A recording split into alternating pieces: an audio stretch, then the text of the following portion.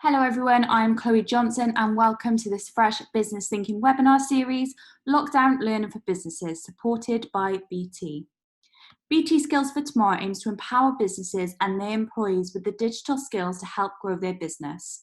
The Skills for Tomorrow website includes free learning content small businesses and their employees can access at any time, such as promoting your business with online advertising, making sure your customers can find you online, and much more.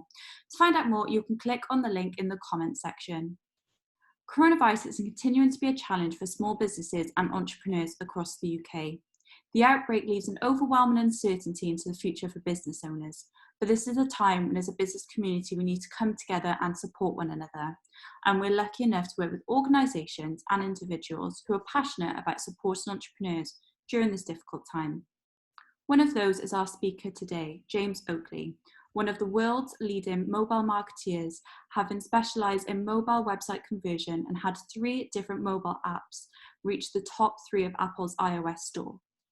He leads digital marketing agency James Oakley Media, provided a complete ROI-focused website and digital marketing solution for fast growth companies. Today, James will discuss how to survive and thrive digitally during the COVID-19 business crisis. He will give direct examples of businesses who are surviving and in many cases thriving because of the never experienced before conditions. James will talk for around 40 minutes and then we'll have some time for Q&A. If you do have any questions, you can leave them in the Q&A function at the bottom of your screen and we'll do our best to get to them later on in the session. That's all from me for now and I'll pass over to you, James. Thank you very much, Chloe. Hope you can all hear me fine. Firstly, just want to say that obviously with everything that is going on, I hope that everybody listening is doing as well as physically and mentally possible as a business owner personally, but also obviously with the people that we deal with every day. I realise this is an extremely tough time. I actually began one of my first companies in 2007 just with regards to the last recession. I know this is going to be significantly different. Everything has happened significantly faster. And of course, one of the points we'll talk about today is being able to be nimble, agile, and to pivot. And there's no doubt that some of you may have had to do that. On the other side, obviously, there's some of you who may be growing very quickly, and that has its own problems and can actually be obviously one of the most dangerous times, especially if you're a startup when you're growing faster than you can physically deal with. So we'll run through today. I'll try and give you some direct examples, and I've actually got some slides as well, which I'll share with you, just on how actually that you can be as digitally, firstly, competent, because doing the basics is as essential as doing the more advanced things, because if you're not doing those right, then nothing else can follow.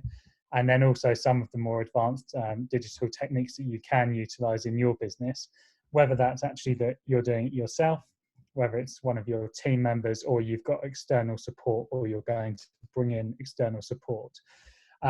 Very briefly, we are, in effect, in terms of what I do and my team does, we are that external support. I previously ran a travel company and also had multiple apps, as Chloe mentioned, in the iOS store. And we worked with many agencies, and I didn't feel that the accountability was there. So we very much try to focus on return on investment and accountability. That's not actually a pitch for what we're doing, but the point is, especially now, having that focus on return on investment is everything to what you're looking at the moment over the next few months. You might have already been quite badly hit, or you, as I say, you might actually be running at 5 to 10 times growth of what you were doing, depending on your industry. Either way, getting the maximum number of pounds or dollars or euros for every pound, dollar or euro that you spend is going to be pretty much the most important thing, alongside building your brand, that you're going to do in the next 6 to 12 months. So I hope this really does actually help you get underway and at the very least make your processes as seamless and effective as possible, as you no doubt put them to the test over the coming months. What I'll do now is I'm just going to share my screen and just bring up some direct examples of some companies whereby actually, depending on what you've had to do, have been forced to pivot because their industries effectively no longer exist. So do pop a message if you can't see anything. that you should now be able to see. By the way, this is the start of my slide deck, and this just relates to something I was saying about digital earlier in terms of a more advanced strategy. You'll see here that this is actually very much in Facebook typical colors. Just a side note, when you're running your individual landing pages for various ads that you may be doing, we found, and was quite a while ago, this is by no means recent, that when you've actually got Facebook focused colors on your landing page, if somebody's coming from Facebook, you can actually see a rise in conversion rates in terms of the number of people signing up or purchasing on your website. So that's just something else to bear in mind, but I thought it'd be interesting to throw in there right at the start. But basically, as I say, we'll be covering this, and I was just talking about pivoting. So with regards to your business, you might have already had a literal halt in trade or huge growth. In terms of the number of areas whereby, in terms of industry, you may be in the gardening industry, yoga perhaps, alcohol industry, that's massive right now, or you might be a travel company. It really depends in terms of on what's going on. So for you, obviously, you may have to go and actually look at doing something different. So I wanted to give you some direct examples here. This is actually a company which we work with called Masterpiece, and they're a lovely studio in central London in Belgravia, and they do groups of painting and various art classes. They've obviously been forced to close with everything that's gone on, and just to give you a direct example of how they've pivoted to keep some revenue coming in. Obviously, it doesn't keep you in the same way, but actually, if we look at, they've gone from doing classes like this actually to doing online DIY art kits. And what you can do is you can go and order one of these art kits. They come through in the post, beautifully packaged, and then actually you can go and do one of their live online art classes or one of their recorded online art classes. So this is a direct example of a company which has been forced to cease trading almost effectively in terms of on their retail outlet. But they're actually doing something really nice and innovative to get around that and actually keep working and keep some revenue coming in. That applies to lots of other businesses. So again, I mean, one of the most badly hit areas, let's say, is your events, music festivals, your nightclubs. So again, there's another example here, the Notting Hill Arts Club. Now, Notting Hill Arts Club, it's really well known in its industry, famous long history, Lily Allen, Rita Ora, music stars who have played there. Obviously, again, they've been forced to completely cease trading. So what they're actually doing now is actually doing home deliveries of alcohol. So again, it's an example of how they're pivoting in order to actually get through the crisis until obviously they're allowed to open come the other side. So I hope that helps to just give you some direct examples of companies who are doing really good, and as I say, in many cases, innovative jobs of new products and completely swapping out what they're doing until they're actually able to go back and effectively restart trading again. So if we go back just briefly to content, one of the things I really focus on is becoming personalized. So with everything e-commerce based, and in fact B2B as well, but e-commerce, D2C, direct to consumer, being more personalized, we see results consistently outperforming unpersonalized whenever we do any online tests. So if you're able to give somebody the products based on answers they've already given to a quiz, they're far more likely to buy than if they're just browsing your website and come across those same products, because they know that, for example, they're more suited to them. So if I just scroll down here and just bring up the next slide, feel free, I can, obviously you'll get sent these afterwards, but I can always send you them if you need access. But personalization, everybody wants personalized, and whether that's having, say, something which is customized, has your name on it or engraved, whether it's a pair of pajamas which has your initials on it, personalization is really big right now, and this was obviously before COVID as well. So one of those things we're going, and we've got to make sure that with everything we do is focused on actually what people are already looking for, or what Google calls it in your Google Analytics is in market for. So if you go into your Google Analytics and get your buyer segment up, assuming that's been set up on the back end, what you'll also be able to see is what types of industries people are already looking at buying in when they purchased your product. So as an example, it might be that people are looking for travel accommodation when they buy your art kit, for example. And then if you can actually work that out based on Google's data that they already give you, this is GDPR consented data that Google's collected for you, then obviously you can actually go and produce a far more targeted, either an ad campaign or even changing the look on your website. So in the same way that I said to you, you can have a Facebook colored landing page when somebody comes from a Facebook ad, you can actually have something which is related to art or travel if you know that there's a direct correlation between your customers in terms of what they're looking to purchase, even if you only sell one of those. Another thing as well is to do and use a post-purchase feedback form. So I don't know if many of you have businesses that are based on an e-commerce platform like Shopify or on WordPress, but essentially, again, you will be able to see why people have purchased from you. Now, I'm not always keen on doing this before in terms of asking people why they're on the website, because sometimes it can actually prevent them from buying from you or slow them down. And actually, what you'd like to ideally do is ask all of your buyers why they purchased from you or who it was for. So as an example, we work with a lovely jewellery brand based in West Sussex called Ellie Ellie. And we've done this with them, and actually we can see who they're buying these gifts for. And it turns out over 50% of people are buying it for somebody else, not themselves. So again, you can pivot massively to actually serving the gifts market when you know that kind of data. That all sounds fairly basic, but actually what you can then do is take that to the next level. So what you might then do is actually ask people's favorite clothing brands, even if you're not a clothing brand supplier. Once you've got the data on that, if there's something which regularly comes up, it might actually be that you use Facebook's targeting to go and target people who are interested in certain clothing brands because they actually know, because you know, sorry, that they're also likely to be interested in your brand based on your customer post-purchase feedback. The last thing with personalization is Google AdWords, which, by the way, I'd still recommend above any other channel. It's the only channel alongside Amazon where people are actually searching for what they want and what they want to buy. So with Facebook, we're effectively interrupting our buyer and stopping them scrolling their newsfeed. Whereas with Google, they're actually searching to buy your product or for researching about your product.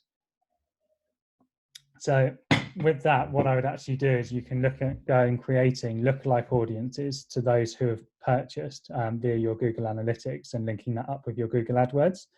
And what you can do is you can target the 1%, 2% of people in the UK or further abroad, depending on your market. So that's about 400 to 800,000 people in the UK. It's about 1.2 million, 1.3 million if you're in the US. Sorry, no, 1.8 million if you're in the US. So that gives you basically a large chunk of people who are very similar to you that you can serve up ads in Google for, which means that basically if you're competing against much bigger companies, say for example Amazon, in Google Ads, you can choose to actually only appear for your very best customers, therefore upping the ROI and return on investment you get from your spend. The advantage with doing that is you can even make it, you can bring it even tighter, and you can actually say that they must have used the word buy in their search. So if you sell deck chairs, for example, you might not want to compete against Amazon when somebody just searches deck chairs, but you may choose that actually it's in your interest to do it if they search buy deck chair. And therefore that way you spend only what you need to. And actually coming back to the central theme of this whole, why I'm here doing this presentation, is the fact that we want to get the most bang for our buck in times like this, where every penny will count. So it might actually be that we have a very focused Google AdWords campaign, which is either specifically only for people searching on a mobile or a desktop and who have used the word buy.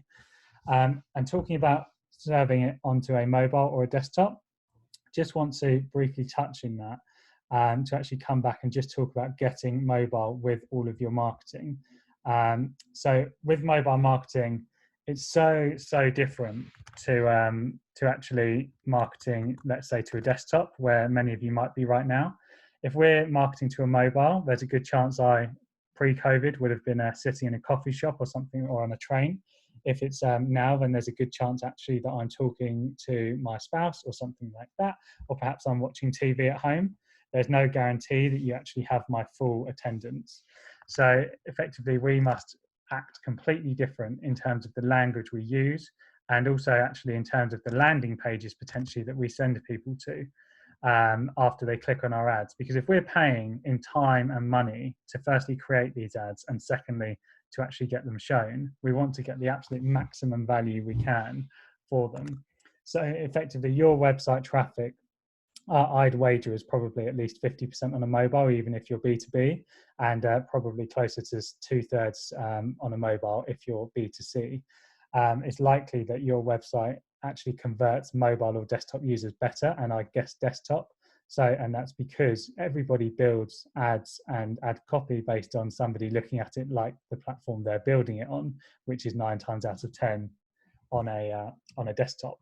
So we want to increase our conversions or increase our sales by actually having mobile specific wording and ad copy on our landing pages and in our ads. So I want to talk about some actionable advice as well. I think that's really important. So I'll just share my screen again, and then I'll actually show you an example of some ads and the actual price and click-through rate difference between different types of ads when you use mobile specific language. So you should all be able to see my screen again here now, where it says get mobile with all of your marketing. And I'll just come down here. So this is a test. I can't find a better example, despite this being done 2 years ago, of something which shows how frustrated people are with bad mobile sites. So here, these two ads, we were running a Google campaign for the client, and they're effectively the same ad. They have exactly the same wording, the same title, with one exception, and that's one says mobile friendly on the second line and one doesn't. And if you have a look at the click-through rate, you'll see that it's 35% for the ad that says mobile friendly, and it's 18% for the ad which doesn't say that. And again, with regards to the cost, it's 9 pence per click for the ad which says mobile friendly, and it's 14 pence per click, nearly double for the one which doesn't mention the fact that it's mobile friendly. And that's directly because Google knows that people are clicking on those ads more and are more engaged with it. So therefore serves it to us at a cheaper price. We can effectively buy Google's top position for less money than actually somebody who's not having that same information. So we've got exactly the same ad there. There's just that difference about being mobile friendly. Now that was, as I say, a couple of years ago. Actually, we want to keep doing this, but it's not so obvious anymore because websites are generally better. So you might use the word, for example, scroll in your ad instead of something else, or you might have a download to your mobile. You might actually use the word there. You might not need to say mobile friendly anymore. That's now assumed. But actually, in terms of that, that's a direct example there of actually how you can increase your click-through rate, get more visitors to your website, but actually for less money. Then in terms of the third point I wanted to make today in terms of what you can do to increase your ROI, it's actually starting with what you've got already. So you might already have a larger bank of customers or potential customers, but basically what you need to be doing is literally squeezing every existing lemon that you have to get you through this time. Or actually squeezing every existing lemon you have to get to the next stage of investment if you're growing particularly quickly, because you know that you might need it if the business is growing so fast that you didn't expect given the whole situation. And this is the same actually for us as well as a marketing agency. People, and I say people, not companies, because it really is people, are relying on us potentially either to keep them alive or to get them to that next stage. And when an event like this happens, actually it's a lot of responsibility to come on and take that and actually to know that you've got people's trust in you. And we actually sometimes need to take a more proactive approach in order to get the most out for these people and these companies that they run. So to you, what I would say is, firstly, depending on your business, have you called your top 10 or top 100 customers? And I say have you called, not have you messaged them, which would be digital. Because you actually want to find out why they've purchased from you, or if there's anything else digitally, i.e. on e-commerce or information wise, that you can actually offer them. If you're calling your top 100 customers, they're going to be a pretty good guide of what you need to do to continue to increase your revenues or actually get your revenues back up at such a tough time. I'd also say that send more emails. I'll talk about that in a little bit more detail later. And using bundling to help your customers and to help your revenue. So It might actually be that you offer 3 products instead of 1 at a small discount. That helps your customers get access to all of your products that they may need, but also helps them to save money rather than buying them individually. So that's something which can and should be pushed. And also looking at all of your existing channels. So one of the things that we do, if we really want to know how best we can help somebody, is we do a detailed analysis of every existing digital channel that they currently go through. So that's from Facebook to email marketing to referrals to unique codes given to influencers, every single one. And then we work out the value per visitor from each one of those channels. Once we know the best channels value per visitor wise, we can actually begin to go deeper and work out exactly how much we can spend on each channel in order to buy a customer. And then once we can actually do that and know it's profitable, the business becomes truly scalable. Because if we know we sell a £30 product and our margin is £20, we can spend £10 to buy a customer and we still make £10 profit. Now, if we can keep doing that, then there's no reason we shouldn't keep spending, providing we can actually fulfill the stock if that's what that we're selling in terms of e-commerce. So that's something which I would say, to go through every one of your digital channels and then actually take a close look and see which are performing best for you. There's a high chance that it will be email, and that's why I'm speaking about that later, because your email database is one of the most important things you've got right now, especially in another stage whereby you might also be selling, say, on Amazon, where you don't have a database and they take a large chunk of your margin. In terms of doing the basics well, which was also just something I wanted to touch on. So I'd almost write these down or take the slide after, but just to make sure that you're following up every person who abandons your cart, if you're selling on e-commerce, either with a digitalized email, which goes out on an automation, or with a phone call, depending on the value of your product. And if you're selling on B2B, are you following up on a weekly basis every single prospect who's submitted an inquiry form but hasn't actually converted into being a client yet? Have you yet introduced a referral scheme whereby actually your best customers are invited to invite more of their friends, colleagues, or associates to purchase from your company? Because again, if you can get 100 people recommended by your best 100 customers, that's far better actually than having 100 people recommended by your entire email list, for example, because your best customers' friends will usually be at least very good customers for you, should they choose to convert. Have you done something to actually respect the fact that you've got to look after your very best customers? So that might be your top 100 customers on e-commerce, or your top 10 customers if you're selling B2B. It might be something like having so we work with a very high quality belts company, and they actually have their very best customers, which they're offering now a limited edition set of belts to, that they can subscribe to and receive. But that's actually only available initially to their top 100 customers. And again, that's specifically to reward them, to thank them, to give them something they really want in return for something that we really want, which in this case is revenue. And that is effectively a trade-off, and everybody wins. So I would definitely be looking at taking, not advantage of, but taking actually a process with your best customers to work out what they want most, which you can then offer them. And it may be that you only offer them that opportunity. It may be that actually they have to refer you to customers, and then they get the chance to buy the limited edition belt in this case, or whatever it is that you might offer. The other thing as well, in terms of, is your existing relationships. So you might have some really good relationships with non-competitive businesses, and there's no reason why, especially at a time like this, where you shouldn't be looking to jointly add value to each other's customers. So it might be that you've actually written some content or a video, or done an Instagram live out on one of their channels, or they've emailed out their database about your business. There's no reason why you shouldn't be looking to do as much of that as physically possible. As I say, especially in times right now, if you can band together and reach each other's databases for free, then effectively, if you're non-competitors, again, that's a win-win for everybody. And that's something which I would highly recommend. And again, I can give you a direct example if anyone wants one later. What I also wanted to say is just being genuine with your customers and being realistic.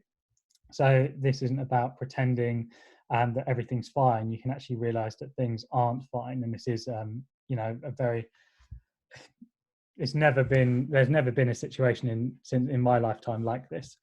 So I just want to share again with you my screen, just so you can see a direct example. This is a high performance yoga mat company that we work with.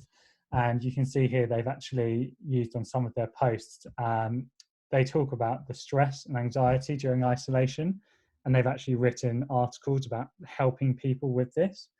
And what they've also done is they've got a specific post actually talking about, again, what the world is going through right now during lockdown, and actually looking to help people by taking 10% off, which again might not sound huge, but to some people that makes the difference between being able to get their headspace via their yoga mat or home yoga studio and not.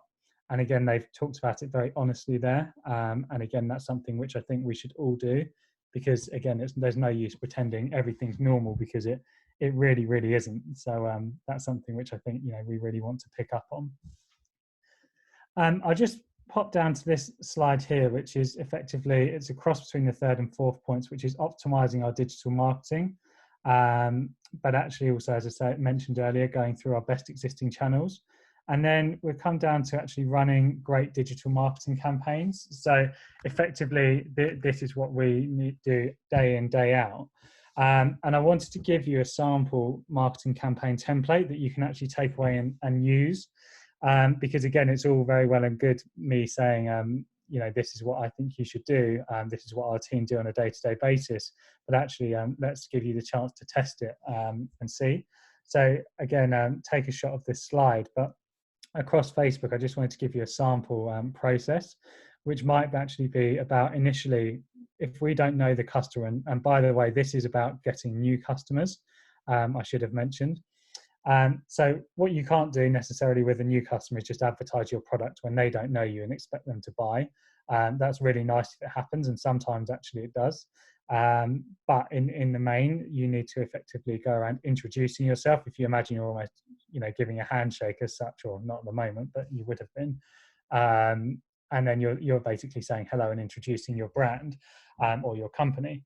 Now, what I would do in the ideal world is actually take that and target people who have never interacted with you before, but actually are very like and lookalikes to your existing best customers or best audience. Then you can actually send them to a content-based landing page, which I'm going to show you an example of just below. So that might be, for example, this is Kitbricks. This is a company I own a part of. And what we've begun by doing is offering people actually specific things related to what they love. This is an active sports bag, and one of our main audiences are swimmers. So you can see here, effectively, it's talking about the top 5 most dangerous swims ever completed. So that's naturally of interest to the people who are reading this, providing we've targeted people who are similar to those who are buy our swim bags. Then effectively, once they've done that and read something which is actually valuable from you, they might even choose to go and take a look at your products, and in fact they might buy, and you might actually already have a return on investment which is higher than what you've spent, in which case great. But then a couple of days later, going to retarget those people, focusing on add to cart conversions. So again, they might not be there yet, and they might just add to their cart and not actually be confident enough to purchase from you yet, or it might not be payday as such, or people might be worried about their pay at the moment. So again, they might not be confident enough yet to purchase. So then after a few more days, retargeting them above, going for those purchases and actually sending them to your product landing page. So this might be, in this case, the sports bag page, where they can actually buy it. And we judge our ROI in the sense of purchase conversions here. And you'll see that people start coming through who first read your article a week ago. It might be 10 days, it might be 2 weeks. It's different for each business. But also there'll be some people who, again, really nearly purchase, but actually don't quite end up doing it. So what you eventually have is a small, but very close to purchasing audience who have added your product to their cart, but not actually purchased yet. And again, that's where I'd actually go and look at retargeting those particular audience members who are so close to purchasing. And it might actually be that you be a bit cheeky and you know they're close to purchasing. So I'll just show you this example of the slide. Actually here we've used the words get over the line with the code friends10. So what we've done there is effectively look to take those who are so close to purchasing and push them over the line. There's no harm in saying, like, we've seen you checking us out, and we effectively want to get you to try one of our amazing quality bags, something like that. But basically, again, it's retargeting those. That way you target them for reach, and that will give you a really solid smaller audience where you can convert at an ROI, which I would expect to be quite often, you know, in that 10 to 1 range and perhaps higher. So I hope that helps give you a direct example of a process you can follow. And to illustrate just how that works, this is with a separate company that we work with, but to effectively show you here, there's only one audience of these audiences, which you can see, and I've just redacted some of the information so you can't see who it is. But basically, only one of these 8 top campaigns were retargeting. All of the others were actually completely new customers. And you can see there the return on ad spend. And by the way, when you're looking at your Facebook ads, this is the dashboard you want up, really, because Facebook doesn't serve you with this naturally. It comes up with how many link clicks you've had and what percentage of people have clicked through and the number of people you've reached. What you actually want to know is what your ROI is, or your return on ad spend, as Facebook calls it, return ROAS. And there you can see effectively the cost per purchase on the far right. It's anything from £3 to £1.50. And then you can actually see the return on ad spend being anything between 12 and 25. And there's a couple more below that, which were around 8 to 10. So again, that's just giving you a direct example of how a process like that can actually work. And work for you over the long time. So again, do take a note just of that process before, and then we can, as I say, run through that a little bit more later as well. One other thing in terms of purchases as well, when you're going for those purchases, the language you use can be and can make a real difference to your business. So I've just used Kitbooks again as an example here because it's something that we've done. And when we've done an offer, you'll see here that it's exactly the same offer, again, exactly the same language used right up until the bottom. And what we've done here on the get offer sign, which is the image on the right, you'll see the button to click through is actually get offer, whereas the image on the left has the button titled shop now. And you'll see there the add to cart is over 25% lower than actually the image on the right. And that generally tends to speak volumes in terms of across a number of campaigns that we've run with a number of different companies. And actually you'll see there, if you're using the right language, i.e. get offer instead of shop now, as long as you're actually doing an offer, by the way, then you'll see again like a big jump in your results. So I'd definitely be having your digital team ensure that all of the click-through and call to actions are as bang on as you can get them. I'll stop on in terms of on directly ads now, because I say that's something to actually go on and have a look at and see if you can replicate some of those with the template that is above. And then just to talk about something which is relatively free depending on the campaign platform you're using, which is your email marketing. So if you're using something like a common provider like MailChimp, for example, you can send as many emails as you want per month and you won't be charged anymore. Whereas if you're using another platform, they may charge you on the number of emails you send per month. But what I would be doing right now is doubling or tripling, in fact, the number of emails I'm sending each week. With the American companies that we work with and the competitor companies that we see, they send about 4 times as many probably emails as UK-based companies. Now, there's something in that in terms of the cultural aspect, but when we've replicated this, actually, we've seen increased results in the UK as well. And what you'll see is effectively, if you triple the amount of emails you'll send, you'll probably only actually get about 25-30% more opens. But actually, you'll find that hardly anybody unsubscribes unless they weren't going to purchase from you anyway. So with that, with respect, and I understand people are scared of looking like they're emailing every other day. But actually, I would be looking at emailing every other day, because I get probably 250, 300 emails in my inbox between my personal and my work account each day.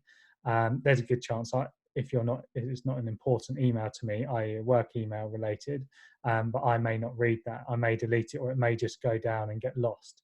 So if that email comes through to me again 2 days later, there's actually a chance I'll read it. I'm going to read it even more if I'm being messaged, by the way, with a subject line that represents why I signed up to hear from that company in the first place, which is why I would definitely be sending different messages to customers or non-customers, or different people depending on why they signed up to receive your email marketing.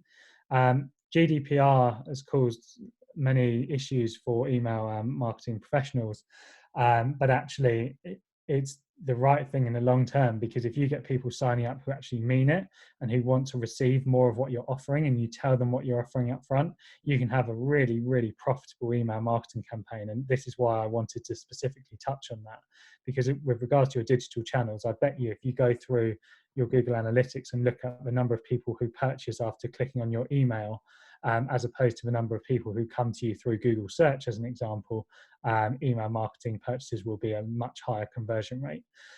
So how long since they last purchased might also be another reason for you to get in touch to remind them. And actually what they purchased as well should be, in terms of product categories, depending on your store, if it's e-commerce, that should definitely dictate what you write as well. The best thing about email marketing is that you can automate a large part of it. So again, you can have your digital team, or it might be you, or it might be your outsourced team, writing your email series, and that pays dividends to you for years.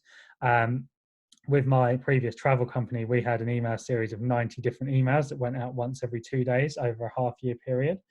And actually that, in terms of that, like, we had a very good actual conversion rate, and we've seen that when we've implemented this as well for other companies. With that in mind, and talking about delving into the detail of what each of your customers are worth, it's also worth me just leaving the screen up here, so that on the next slide you can see here, which is about building your pipeline based on your forecasting. So depending on the type of business that you're running, you might have a strong reliance on Q4 of the year, which is when you've got your Black Friday and your Christmas. Or actually it might be that you have January and February, your big years, as people look to get, your big months as people look to get active. And especially if you're a gym, you're looking at January and you're probably doing sales or free trials in December because nobody wants to go.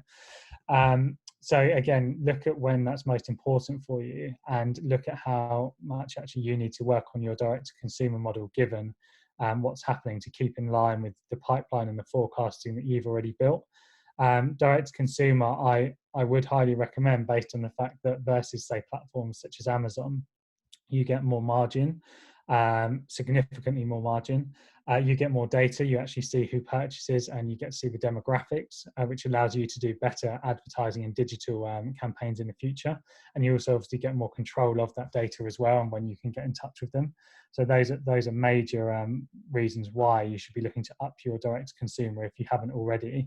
And if you have, but you're not doing it as well as you can, but you're still surviving, then it's actually kind of exciting, because if you're doing it you're doing okay, you might rate yourself 4 or 5 out of 10, but you still have a profitable business, then you should be pretty damn excited for when you get it right and what you can actually achieve. And that might be something like your goals towards gaining investment, to go to the next level, or it might actually be you want to get to a certain profit margin to try and sell the business, or you just want to grow it and grow your team. But whatever, if you're doing okay and still making a profit digitally, then when you really get it right, the results are going to go through the roof, and you should be quite excited right now if you're still doing okay even with the current crisis. So again, just on that, I just want to touch on, don't be boring.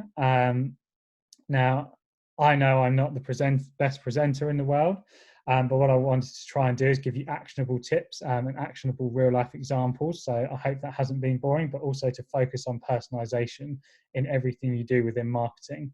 And one direct example I'm going to give you of that is actually having a quiz. So if I did a poll on this call right now, then I could effectively say who's in B2C, who's in B2B, what are your revenue forecasts, and actually if there's a significant trend, then I could talk about something in more detail, and you'd actually probably listen with even greater interest. And it's exactly the same for your customers. So if as an example, we work with a wonderful high-end skincare manufacturer, and they know what they need to sell because they have a skin analysis tool on their website. And actually, when that comes through, they get the exact data. But what also happens is people get recommended products based on that skin analysis result.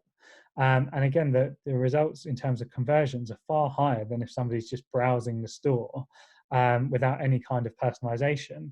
And that just brings me back again to the email onboarding series. Actually, once people get onto your email list, of emailing them stuff that matters to them. So you might actually send out 8 emails a week, but James Oakley only receives 3 of them because they're the most relevant ones to him.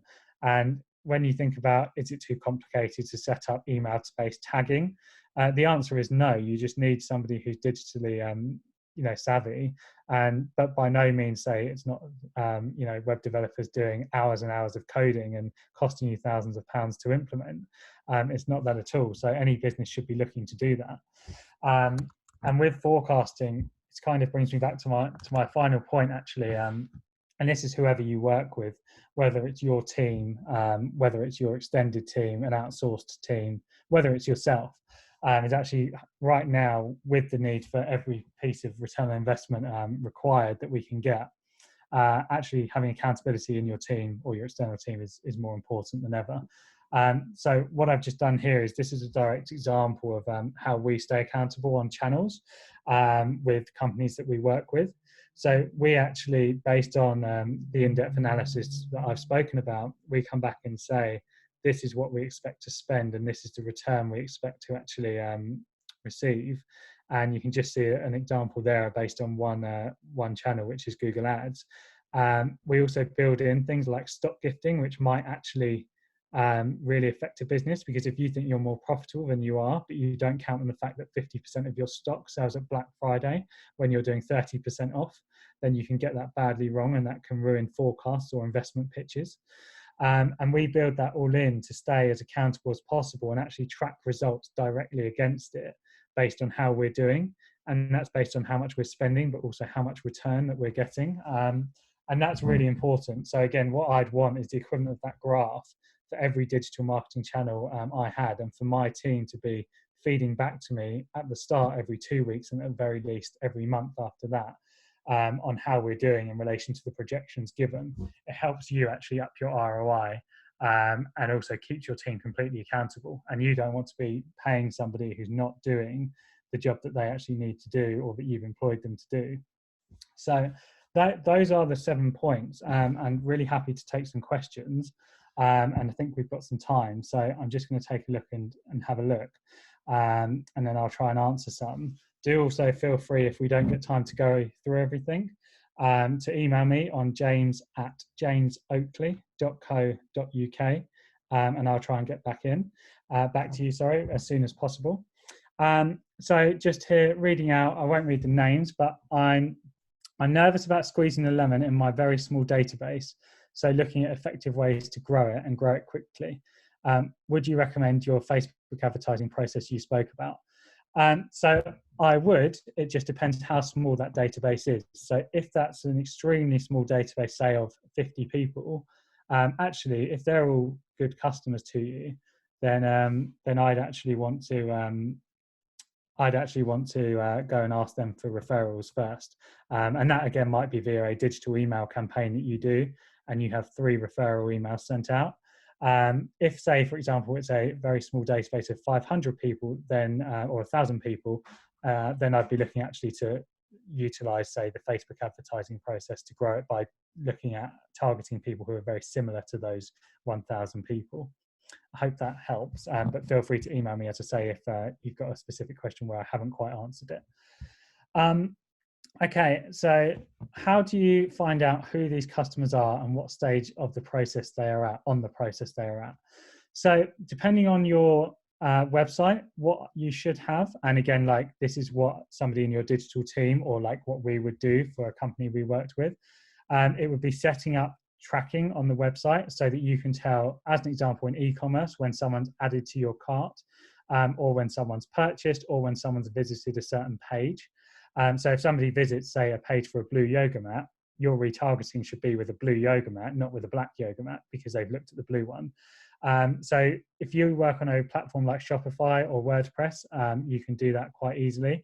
And then effectively, if you don't, you will be able to do it with a small amount of code anyway. And by that, you can hire a web developer and it won't cost you hundreds and hundreds of pounds. And if it does, then tell whoever's quoted you that to go away. B2B, so business to business, is a nice quick question there. And then also just looking here, I have a holiday cottage, which is currently being let, and I have to pivot ways. I've been looking at other ways to pivot, but have not managed to come up with anything yet. So holiday cottage is being let out to NHS nurses. Well, firstly, what I do is ask them to recommend it to any friends in future to look at that future aspect of revenue. If it's a case of actually soon you can have it booked out, then obviously I would actually look at using your advertising online to do that. You might want to do it in a way which actually shows you're giving a permanent discount to NHS nurses, as an example, something like that. Or it might be a retreat away or a home from home where NHS staff can stay at a discounted rate, to actually go ahead and build an audience there, but also to do something as a thank you for the people who are doing amazing things for all of us right now. Just having a look at the other questions. What e-commerce platform do you think is/are the best to build an online shop in? So I would recommend, as an e-commerce platform, two primary platforms, but I will say that this is based off that we deal with many companies on these platforms, and they both work very well, and they're WordPress and Shopify. Shopify as an e-commerce platform is hard to beat. WordPress as a content-based platform is impossible to beat. WordPress would be my number one pick there. With WordPress, you can have WooCommerce, or effectively an e-commerce shop bolted on. I was speaking to somebody actually this morning who's looking to build their website in WordPress with a Shopify shop bolted on. And those two would definitely be my favorite start points. Shopify offers you a relatively quick out-the-box solution, whereas WordPress, you will need a developer for a little bit of time to get the right website, whereas Shopify, you'd have less development costs, but it is slightly more expensive per month and doesn't have quite the functionality or the Google search features that WordPress does. Okay, so always very nervous about asking clients for referrals and feeling like we're desperate. How do you do it? Being honest, so what I wouldn't do is ask straight away. So depending on what types of clients you have, as an example, with our business, until we've got some really great results, firstly, I wouldn't be asking. And then secondly, once you've got those good results, I wouldn't be nervous at all, because you've done that particular person a really great service, and there's no reason why they wouldn't actually want to refer you to friends or associates, depending. So I'd literally be phoning them up or asking in person formally at a meeting if they know anyone else that we can help. And we'd literally say, as in, I hope you've seen that we've done some really great things. We'd love to grow our business. We're always looking to grow. Who do you know we can help? I've never had anybody say, I feel like you're desperate, or actually, I don't think, I want to do that. Everyone has been more than happy, providing obviously you've given them a great service as well. Okay, just seeing if there's any further questions. Okay, so we work with adults with learning difficulties, and not all our service users have IT skills. We're struggling to get them to use Zoom and video communications. What can you suggest for us to try and help them? I'll be honest, with not further knowledge, and you're welcome to email me, I probably wouldn't be best placed to answer that. But effectively, it might be that you actually help them initially over the telephone, but I would need to know some more information. So feel free to pop me in an email. The final question I think that's up at the moment is, what advice would you give to micro business owners about organic search? And where do you see the biggest skills gaps in SME owners? So firstly, in terms of micro business owners about organic search, depending on your type of micro business, local search would be really important. So if you're based particularly in a town, then actually you might just want to rank as an example, if you're a shop, you might want to rank within that town only, and it doesn't actually matter about ranking nationally. In that case, you can literally Google local search, and then you'll get some good advice there. In terms of biggest skills gaps in SME owners, then effectively, and you've written there, content writing, photography, tech platform skills. And what do you recommend outsourcing first versus doing it yourself? So what I'd actually say is, you've mentioned content writing. That can be outsourced, and it can be outsourced very well. But if you're writing it yourself, you know your business better than anybody. So if you're looking to only outsource one part of your business, I wouldn't say content writing. I'd say it's you outsource what you can do least well. So if you, for example, have never tried Facebook ads before, or you've had an experience on Google ads and you lost money, then you probably don't want to be doing that yourself. And in fairness, they're genuinely specialist platforms, whereby you get an easy option from Facebook and Google to begin your ads, but actually it can make it extremely unprofitable if you're not careful. So I'd recommend outsourcing what you do least well first. And also, actually, depending on who you know and what you can afford, who's got the best skills. So it might actually be that, in fact, Google Ads, for example, somebody who's fantastic on it, or you've seen some fantastic results from an agency, and you choose to do that to see if they can replicate that with your business before doing something else. One more question has just popped up. My business is working with unemployed and ex-offenders. What platform would you suggest for training? So again, I mean, you can have something like a WordPress website, which actually has training plugins built into it. And that might mean a small monthly cost in order to host, say, for example, videos, if it's video training. But certainly have a look at WordPress. If there's any functionality aspects that you want in your website, WordPress would be it. And I think that's all of the questions, but please feel free to type in any more, or Chloe to come in. Pleasure. Fantastic. James, thank you so much for joining us on this webinar. I'm sure our audience will agree that was a great session. I have included James's email address in the comments if you do have any further questions for him, or if you wanted to request the slides from today. If there is anything you'd like to catch up on from today's session, we will be sending out a replay of the webinar available from 5 p.m. today. Our next webinar in the Lockdown Learning for Businesses series takes place on Friday, the 29th of May at 2 p.m. with Tim Watson, as he discusses planning the rocky road ahead with EOS. If you haven't already, you can register for this webinar at www.freshbusinessthinking.haysummit.com, or you can click on the link in the comments. James, do you have any final comments? No, I just want to thank everybody for your valuable time, because there's no doubt, as a business owner, every hour and minute is valuable right now. Do feel free to email me, and obviously keep your heads up and stay calm. There's certain aspects which we have no control over. This is one of them. So effectively just stay as calm as possible, and here's to surviving, thriving, and coming out the other side better than what we were going in. Thank you very much for joining us today, and thank you again, James. Goodbye, everybody. Very much.